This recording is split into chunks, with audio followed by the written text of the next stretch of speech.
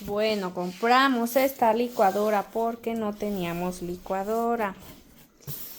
Y esta ya la tenemos en la jungla, pero no de este color dorado. Entonces viene así, su tapa, el vaso de vidrio, pero lo voy a bajar con las dos manos, luego se me cae. Bueno, y aparte trae, sí, esto era lo que quería, la cosita esta de la tapa. Lo bueno de estas licuadoras, me gusta que en todos lados encuentras las refacciones por si se te rompe el vaso, por si te falta un asta o así, hasta la misma tapa. Vean, vean, dorada. Ay, está bien bonita. Sí, ahorita la vamos a probar.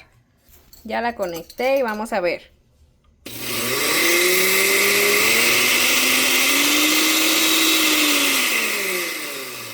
Sí funciona.